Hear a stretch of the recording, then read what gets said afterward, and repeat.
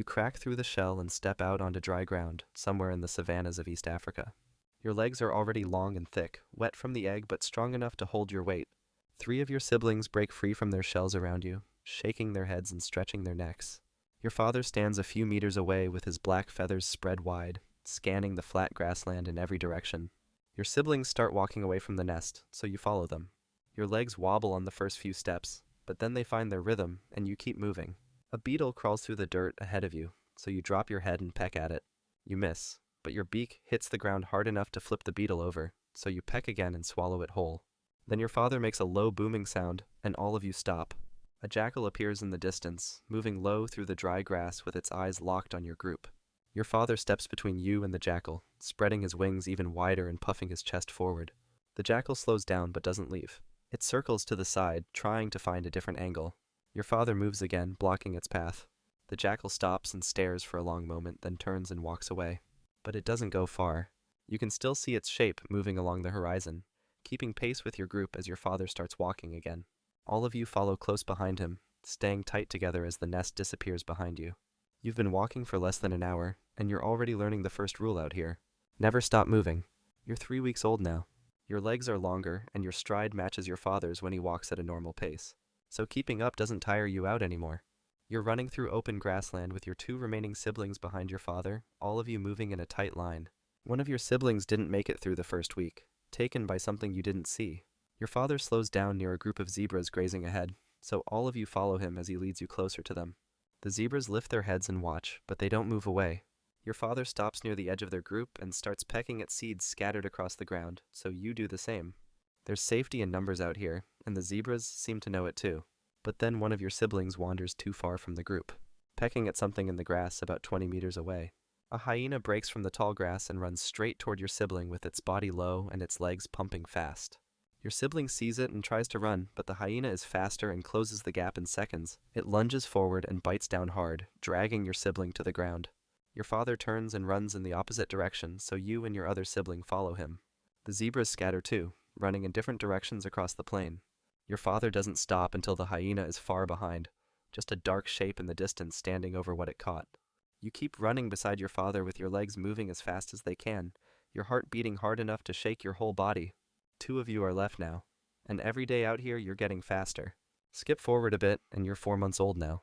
You're much larger, nearly half your father's height, and your legs are thick with muscle from running every day. You're moving alongside him across open ground at a pace that used to leave you stumbling, but now your stride matches his without effort. You can reach 40 kilometers per hour when you need to, which is fast enough to outrun most things out here. That's when you spot another ostrich group ahead with an adult female and several chicks feeding near a small bush. Your father slows down and walks toward them with his wings held slightly out from his sides, so you follow close behind. The female watches him, but doesn't leave, and after a few minutes both groups start feeding together in the same area. There are more chicks now, which means more eyes watching for danger. Then everything goes still. A cheetah appears about 50 meters away, its body low to the ground and its eyes locked on your group. All the ostriches freeze and turn their heads toward it, watching. The cheetah starts moving forward, slowly at first, then breaks into a full run straight at your group. Everyone scatters. You turn and run as fast as your legs can move, reaching 45 kilometers per hour with your father running beside you. But the cheetah isn't chasing you. It's going after a smaller chick from the other family, one that's slower and farther from the adults. The cheetah closes the distance in seconds and leaps forward, bringing the chick down with its claws. You keep running until your father slows down and stops. Your legs are shaking and your chest heaves with each breath, but you're still here. You're fast now, but not fast enough yet. Eventually, you'll need to outrun anything that moves. You're 1 year old now. You stand over 2 meters tall, nearly as big as your father, and your neck has thickened with muscle from a year of constant movement. You're still following him across the savannah, but you're ranging farther from the group now, feeding on your own for longer stretches. You need the roughage to help your stomach break down the tough plant material, so you drop your head and swallow several small stones from the ground. They'll sit in your gizzard and grind up everything you eat. You're pulling leaves off a thorny acacia bush when another young male appears from the opposite direction, walking toward the same feeding area. Both of you stop and stare at each other. He's about your size, maybe slightly smaller, and he drops his wings slightly away from his body. You mirror the movement without thinking, and both of you start circling each other slowly. Then he breaks into a run, so you do the same. Both of you sprint parallel across the open ground with your legs pumping hard and your necks stretched forward. You reach 55 kilometers per hour, matching his pace stride for stride. Neither one of you gains ground on the other, and after 200 meters, you both slow down and stop, your legs shaking and your chest heaving. He turns and walks away in one direction, so you turn and walk back toward your father's group in the other. When you reach them, you notice something different. You're standing eye to eye with your father now, the same height as him. Your body has caught up to his, and the balance between you has shifted. You're as big as your father now. Soon, you won't be following anyone. Skip forward, and you're 2 years old now. You stand nearly 2.5 meters tall and weigh around 130 kilograms, fully grown with thick legs and a long neck covered in black and white feathers. You've been walking alone for weeks now, separated from your father's group, and you need to find your own space. So when you come across a stretch of grassland with good grazing and a water source nearby, you decide to claim it. You start marking the territory by scraping the ground with your feet, tearing up patches of dirt and grass to leave visible signs.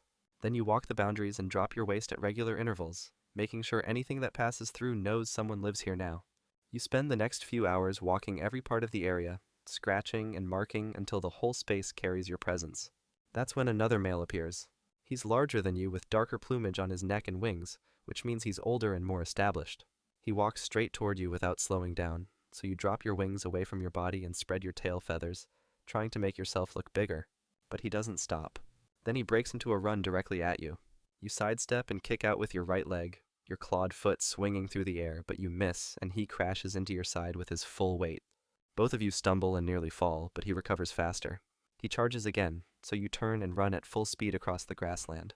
He chases you for about 50 meters, then stops and watches you go. You keep running until you're far from the territory you tried to claim. You're strong and you're fast, but out here that's not always enough. You'll need to find your own space where no one else is watching. You're 4 years old now.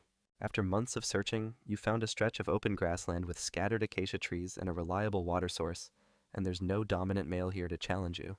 So you claim it, walking the boundaries and marking every corner with your waist and scratched earth, making sure everything that passes through knows this space belongs to someone now.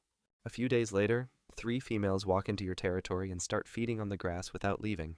This is what you've been waiting for, so you need to show them you're worth staying with. You lower your body toward the ground and spread your wings wide, then start swaying your neck from side to side in slow, exaggerated movements. The largest female, the dominant one, stops eating and watches you. The other 2 move away and keep grazing. You continue the display, walking in a wide circle around her with your wings still spread and your neck moving in rhythm. After a few minutes, she drops to the ground and sits. You move closer and mate with her, and over the next few weeks, all 3 females lay eggs in a single nest they've scraped into the dirt.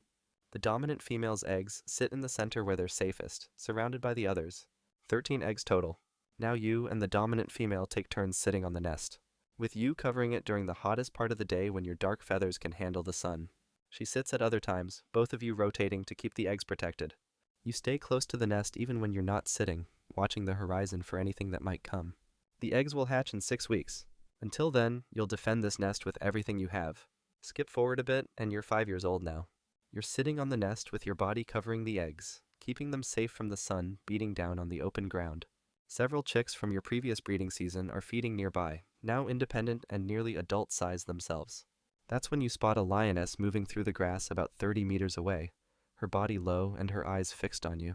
You need to protect the nest, so you stand up and leave the eggs exposed, then move between the lioness and the nest with your wings spread wide to make yourself look bigger. She keeps coming toward you, slow and steady, so you realize she's not after the eggs. She's after you. You turn and run at full speed across the open ground, your legs hitting 70 kilometers per hour as you sprint away from the nest. The lioness chases you, but she can't match your speed on flat terrain and gives up after 100 meters. You slow down and circle back toward the nest, but then you see another lioness already there. She's crushing eggs with her jaws and eating them, pieces of shell and yolk dripping from her mouth. The first lioness was just trying to draw you away. You run at the second lioness, but she's already leaving with broken eggs in her mouth, walking back into the grass. You reach the nest and count what's left. 7 eggs destroyed. 6 remain in the dirt, still intact. The dominant female comes back a few minutes later and walks around the nest, looking at the damage. Then both of you settle back onto the remaining eggs, your bodies covering them completely. You'll stay here and keep them warm, because 6 eggs might still be enough. You're 8 years old now. The breeding season has been good, and 11 chicks are running behind you as you lead them across the grassland toward a water source. The ground is cracked from weeks without rain, and the grass has turned brown in most places, so finding water is harder than usual. But you know where to go, and the chicks follow close behind with their necks stretched forward and their legs moving fast to keep up. You spot the waterhole ahead with buffalo and wildebeest already gathered around the edge, drinking. You need to get the chicks to water before they get too weak, so you walk toward it slowly with the chicks spreading out behind you. The other animals lift their heads and watch, but they don't move away. You reach the edge and lower your head to drink, your beak touching the surface. The chicks spread around the water's edge beside you, some of them already drinking. Then something moves in your peripheral vision, fast and close. A crocodile lunges from the water with its jaws open wide and clamps onto your neck, its teeth sinking deep into your skin and muscle. You try to pull back, your legs digging into the ground and pushing hard, but the crocodile is already dragging you backward toward the water. You kick with your right leg and your clawed foot connects with its body, but the grip on your neck doesn't loosen. The crocodile pulls harder, and your legs lose their grip on the muddy bank as your body tilts sideways. Then you're in the water, your head going under as the weight pulls you down. The water closes over you.